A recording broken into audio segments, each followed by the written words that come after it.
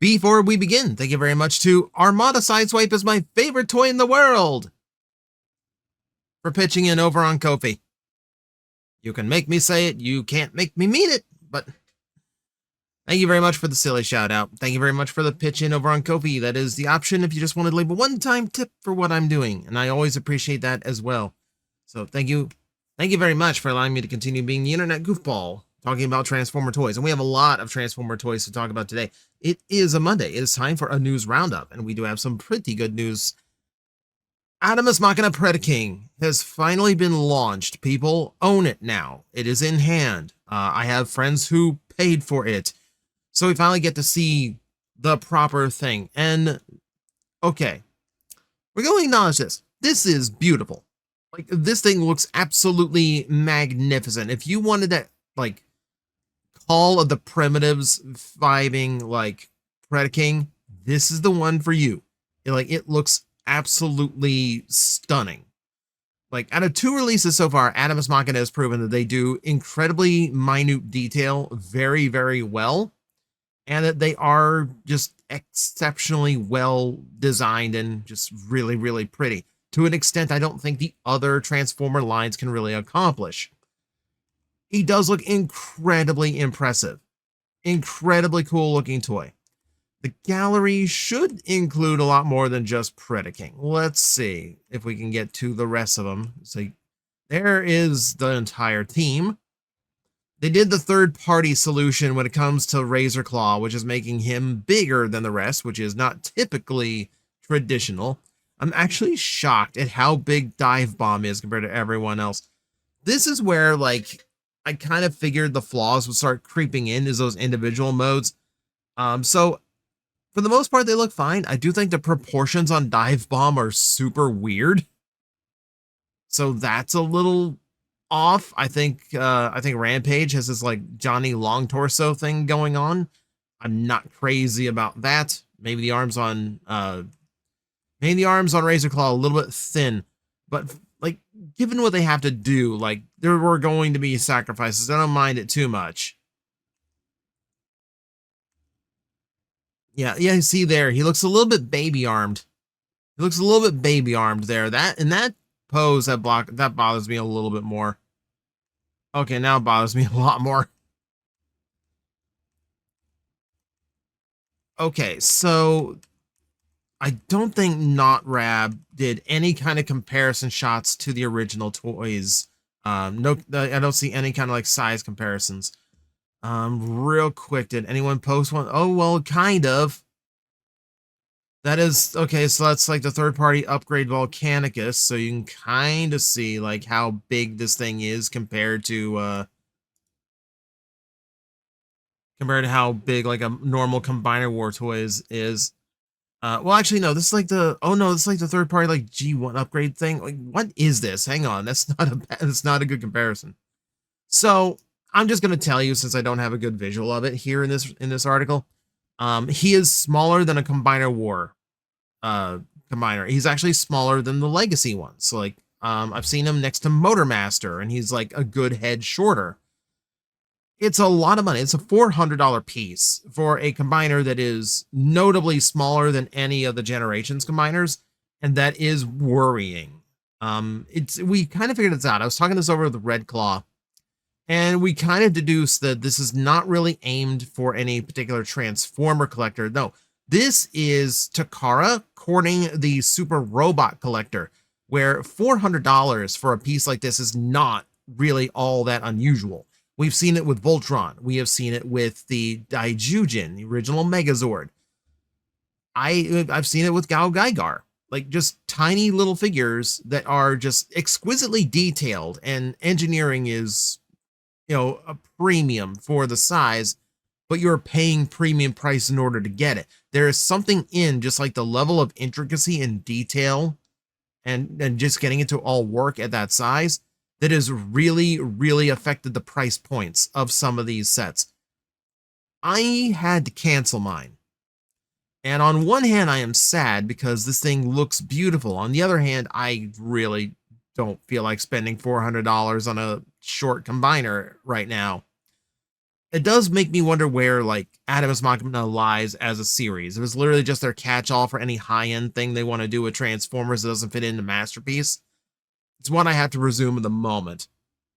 But all that said, it looks cool for the people who can justify the price point. I'd be curious to see what comes next, if they're going to do like other hyper detailed combiners, or if we're going to move on. Because so far, like, we've heard no announcements about upcoming Adamus Machina stuff other than a repainted Hot Rod. So we will see. Okay, so we did a video last week where I kind of got to talk about this, where Optimus Prime just kind of turns into anything now, but now we actually get to talk about this thing properly. So we found out a while back there were listings for a transforming Autobot symbol. Turns out it's an Optimus Prime. And it's pretty much exactly what I expected. It's arms and legs folding out of said symbol. The display stand is nice. I like that it works in both modes, so you can use it as a flight stand for poses, but you can also use it to just display the Autobot symbol. I do think it's a neat piece, because it is unusual. It makes for a good like little desktop thing, or like a shelf display item, because you don't really get like big chunky Autobot symbol display things anymore. I have the Autobot symbol plaque from like 20 years back. Never got the Decepticon one to go with it, but I have that one, you know, and it's kind of rare that like a big solid Autobot symbol thing like that is made these days. These days it's mostly just like printed on acrylic kind of thing. So it's neat for that function. And yes, it does start the conversation of, are they going to do? I think they will absolutely do a Decepticon symbol to go with this, because you have to. Whether or not they go into anything else will probably depend on the sale of those two. So you want a primal that turns into the maximal symbol. You know, if you want like a Viacon symbol or a Minicon symbol, a Minicon symbol like turning into a Minicon would be kind of weird. Like that feels very, that feels like you just bought like the panel from like the actual like Minicon disc that they came out of. But we will see. It's a neat piece. Now, it is a little bit on the expensive side. This thing is clocking in, I believe, just under $50. I want to say it's like around 45. It is Voyager size, like actually like tall Voyager size, at almost 7 inches tall. So it is a specialty size. So you are getting the price point. So whether or not it's up to it's up to you whether or not it's good enough for that. MPG has a couple of announcements for us. So for starters, they've announced a brand new item, which is RC in her prototype colors. It doesn't look like there's any kind of retooling to match the original sculpt. The head in particular is just stock G1 instead of looking like the prototype. It's just a repaint. So if you wanted RC in that interesting orange salmon color scheme, that is going to be a thing. My dog is very angry at something outside right now. You will excuse that. But it's a nice, it's okay. It's a second shot to get the RC mold, and I like it better than just like a standard black repaint, which is what they do anytime they don't have any other ideas. Of course, I don't think we've seen a Nemesis RC outside of like the Hunter RC. Oh well, I'm going way off track here. Oh well. It's another just repaint from MPG, where I'm waiting for MPG to like bring out like the really new original stuff to kind of justify why they rebranded Masterpiece in the first place. So far, we have one Optimus Prime to prove that. And then everything else is just, I don't know, it's just kind of repainted an old toy. I'm waiting for it to actually show me the new. And I have not seen the new enough out of this line yet, so I'm still waiting on that. Yes, and I know they made the trains, and all those were new, but the trains kind of sucked. Takara also did a teaser for this, which is their G2 Menasor, and this is shocking to me because Hasbro is still kind of like, every time G2 Motormaster comes up, like everyone Hasbro was like, well, we don't know exactly how to get it out. We know everybody wants it. We know there's 3 Stunticons out right now. It's just a matter of finding a spot. It's like, you found a spot for NFL Transformers, for the transforming Autobot symbol. You found space for like what we're going to talk about today, here in a bit. Like all the crazy stuff that they've done. And they're like, we just don't know how to get this toy out there. So just make it and let Amazon sell it. And like, no one cares at this point. Just get it out. You know, It's so weird to have 3 of the Stunticons, and we're just kind of floundering to get the other 2. It's weird. But if you never bit any of those, if you never went for any of the individual release ones Hasbro did, your shadow strips and the like, then you do have another option on the way. So thank you, Takara, for just putting them all in one big box set like you probably should have done from the beginning. We also have more shots from Takara, in-hand pics of Road Hauler. I always look at Road Hauler and just think to myself, this character exists by accident. Because they shifted assortments in 1984 and took what was eventually turned into Grapple out of the first year lineup. And now we have things like this.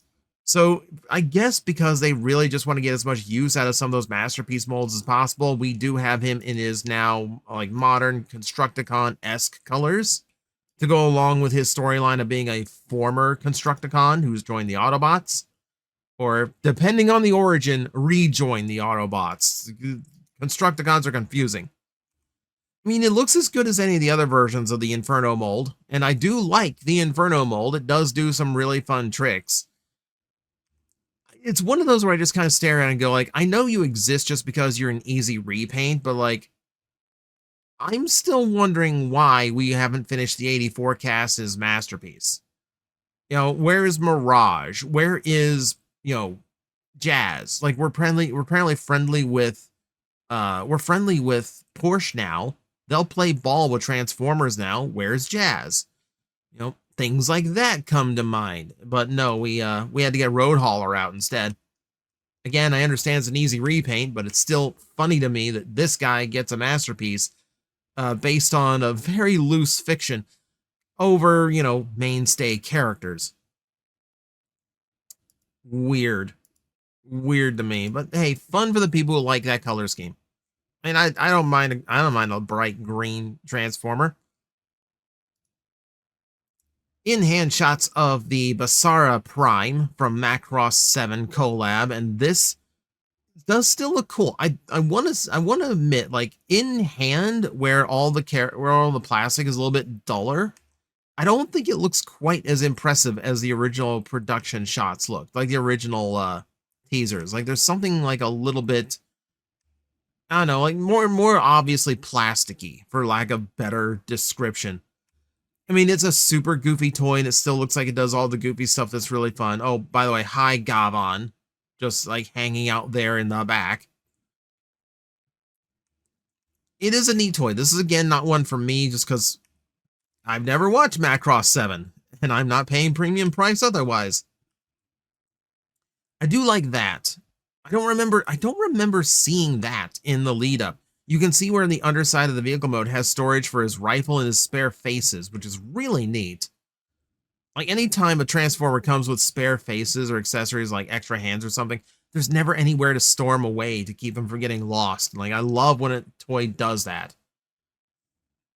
Yeah, it does look cool, and it does look super goofy. And I do like a super goofy Transformer. It is a very expensive super goofy Transformer, though. But hey, nice. Still nice. Still nice for the people who want it. Still think it should have been a Jetfire. And there's a look at the box, just in case you were curious about the box. It's mostly the promo images we've seen already.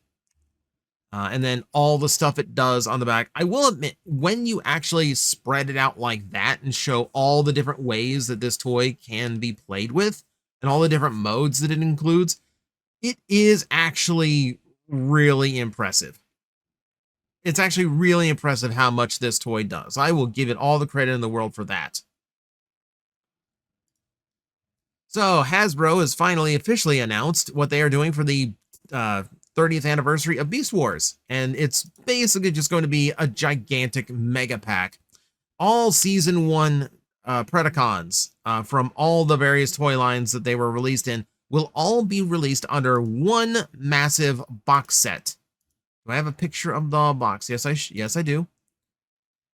It's a little bit small, but it's replicating the first big fight from the show at the second part of the origin episode, where they're all inside like the Energon mountain, and about to rush at each other. In robot mode this time, though, so you get to see the characters. And, of course, Black Arachnia and Inferno are there. So it's a neat set. It is a really neat set. But that said, it does appear as though all of them are just going to be basically reruns of the Takara repaints that they did for their Versus packs for Beast Wars again. And I like that the American market is going to get a decent chance to own those without having to pay exorbitant, import prices. But really, those all came out before tariffs were a thing, and those were all reasonably affordable for what they were, like considering they were high-end, upgraded repaints of previous figures. Like, I can remember like being into a set of deluxes for like $60 or like even less than that. I think it was like 57 or something. I thought it was actually pretty reasonable for Takara level repaints of stuff. And it looks good. It looks good, but it's weird to me because I feel like collectors already have these because the Again sets were so affordable for what they were. So this is, again, confusing me. I was really hoping, like, when the listings for the multi-packs came out, I was really hoping for something more original. Like, you heard me in the past. We're still missing a Trigger Black Arachnia. We're still missing a Predacon Rhinox. And I was kind of hoping to, like, fill in the gaps there with the multi-packs, because that's still repaint fodder. But unfortunately, we're just getting the anniversary stuff. So if you want to upgrade from your kingdom and didn't go for the imports, here you go. The box set is going to be on the way. And I presume the maximal one is probably not going to be long before we see that one too. I presume the maximal one's actually going to be cheaper because it doesn't have a leader class in it. We'll see. This is interesting. So someone got their hands on some unreleased Series 6 Botbots, which includes this guy, which is Fall Guy. Nothing to do with the game. That's just his name. And then the other one, which is this, what looks like a rotted hamburger. I think it's just supposed to be like a big meatball, which is called the Immortal Meat. I don't want to know. I don't want to know. They are, it's Botbots. They're always super weird. They always have been. So it's weird. It's interesting to see just a couple that didn't make it out. So these kind of, they quietly got a repush because of the cartoon, and then they quietly just vanished. And we heard absolutely nothing of them since. So farewell to Hasbro's attempt at copying Shopkins, because they didn't get as far as I think anyone wanted them to. All right, so a little bit of history for you. So once again, we go to the Sunbow Marvel Storyboard Script Archive, whatever they want to, whatever their name is at this point. But they've been friends of the channel in the past, and we've covered a lot of the things that they've released. Today, they have both the storyboards for the Ultimate Doom Part 3 and Countdown to Extinction. And they're getting closer, I think, to having all of them. So this is like the debut episode for Frenzy. So you get to see his original depiction. There's also an interesting thing here where Jetfire in the storyboard is actually designed to match his toy. So here's like this is to show you just how close we came to having proper Jetfire in the cartoon. Like all the way up to the storyboards, they assumed it would be that design. And then legal came down and put a stop to that. That'll happen. Okay, so more history recovered. Always cool to see. A little bit more history on its way back. Vince DiCola announced that his 2 albums that were released as BotCon exclusives in 2001, both Artistic Transformations and the Protoform Sessions, are going to be rerun, both as physical CDs and digital.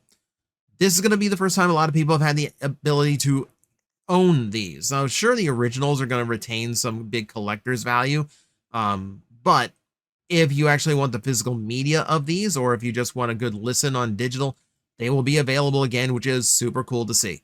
Very, very happy that those are going to be available. let's see, where are we in the news roundup? Okay, so Rise of the Beast Sandstorm and the Combiner Scorponok art, done by Eddie Del Rio. Speaking too fast now. So here's Sandstorm. And okay, so at least they got in a lot of the brown and orange. So I mean, it just kind of looks like another Scorponok, but rusty. Like I feel like a lot of these the movie designs for Decepticons and Predacons try to be so monstrous they get lost in their own details a lot, and I feel like this is a pretty good example. But there's also this, which is this is labeled Scorponok, but presumably this is the combiner that was supposed to exist, because that was the idea, that all these different Scorponoks and various repaints would combine into something a lot more menacing. Did not happen in the movie. They were just generic soldiers meant to get mowed down by Autobots. And okay, fine. He looks neat enough. So it's cool to see like the big shots and how much work went into them.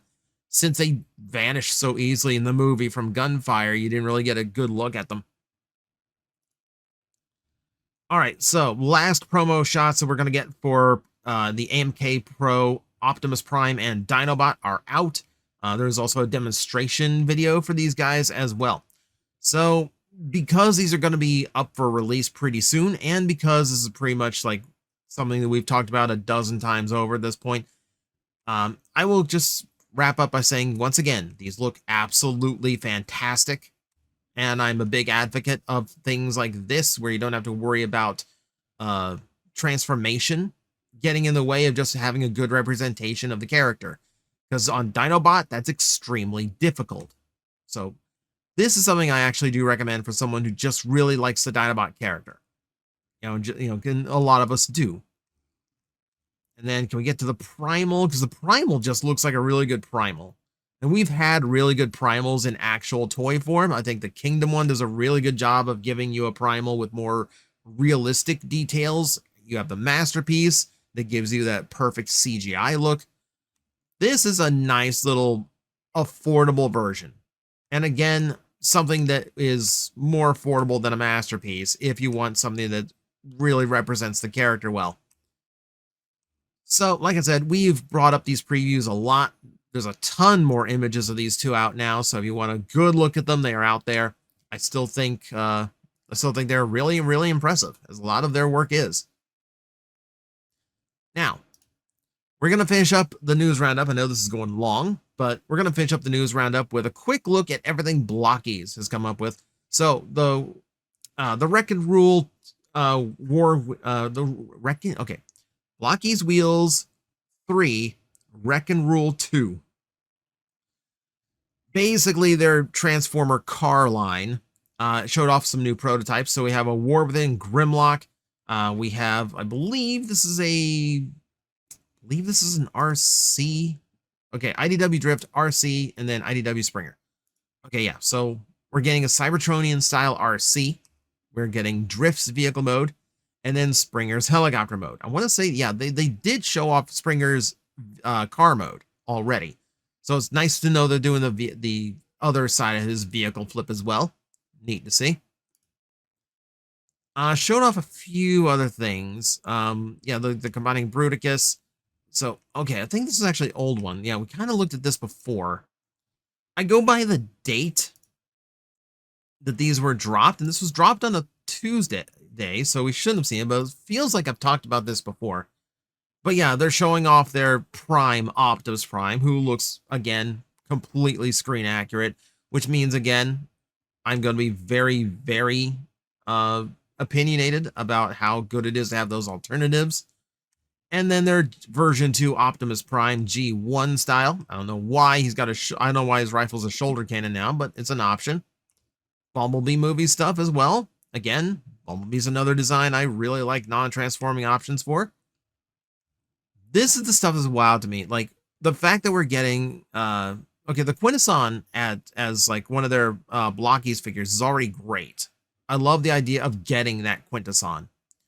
The Roundup Prime looking cool. Trailbreaker finally making his debut in this series. Wreck-Gar, which, okay, we're doing 86 characters now. Great to see. And yeah, we get a look at their 2.0 Megatron. It's that Optimus Prime. And the fact that it actually comes with his deathbed. That's insanity to me. That is the wildest thing. We have gotten dead Optimus Primes before, but even Hasbro never had the gall to throw in the bed he died on. That's a step farther than I think I was ready for. It's a neat set, though. I like a lot of what I am seeing. I would love to have most of this set. You know, like I don't need Optimus on his deathbed or another Megatron, but like give me 4 Quintessons that size. I would absolutely love that. And obviously Trailbreaker, obviously Rodimus. Oh, yeah, Blockie's still doing good stuff. Oh, and they continue to do stuff. See these prototypes for Beast Wars 2, Lio Convoy, and Galvatron? Guess what? We got color versions of those too. And they look spectacular. Now, this is part of their Galaxy Defender line, meaning they're going to have chase versions, and the chase versions gets extra stuff. So for Lio Convoy, he's getting like the big cape and weaponry that the Flame Toy version threw into his design, which is a neat little inclusion. But we're also getting a Nemesis version, or I guess this is maybe Unicron.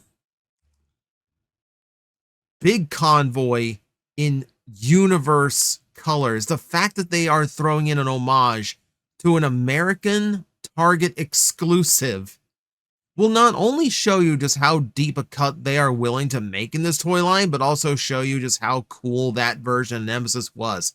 I hate that this is a chase. I hate that this is a chase because I would do this in a heartbeat. I would like, I want this one.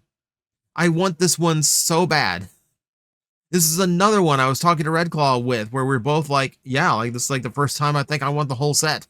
And we were both like, it's the Nemesis, isn't it? It's the Nemesis. It's so cool. Okay.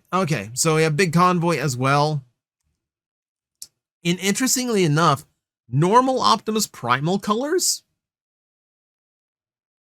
A little bit odd. I don't know if this is just like a deep cut I don't recognize, but it's weird. There's proper colors. That's cool to see too. It's all CGI'd, by the way, but we're getting the color here. I love the design of Beast Wars 2 Galvatron, the Beast Wars the second. I know someone went to the comment section. But yeah, I love this design of Galvatron. I like that it's coming in anime and toy accurate colors. That's a fantastic looking piece. I want it. Tiny little Magmatron. Tiny little Magmatron's an easy win. Super tiny Tripticon. Super tiny Tripticon. Well, actually no.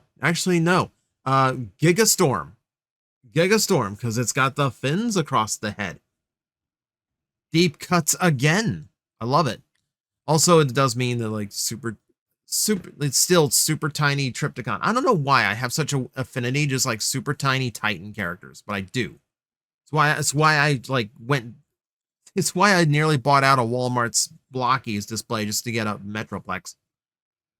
Shatterglass Grimlock, too cool. A new, their little tiny version of Ratchet and vehicle mode. Cliffjumper with the anime shine to the windows. A reformatted Galvatron to go with a reformatted Megatron. Sludge for your Beast Mode Dinobot collection. Standard kind of Lio Convoy. Does the shield thing. There's a Beast Mode version as well. And then there's the big one because there's a chase version of Big Convoy that includes the Matrix Buster. That's a lot. That's a lot. So yeah, I'm gonna need this case. I will be chasing for that Nemesis Prime. I might have to pay up on that for eBay later on. But that is going to do it for our week of news. It is a very long week of news because a lot of stuff came out, as you can see. So I am now going to go rest my voice. But thank you all for watching. And as always, I will see you next time. Hello everyone, I am Astral Agent Magnetar, a Tokusatsu VTuber, and I am streaming 4 times a week over on Twitch, Monday, Tuesday, and Wednesday afternoons, and a special late night one on late Friday/early Saturday. So come watch, come hang out, and let's make an impact together.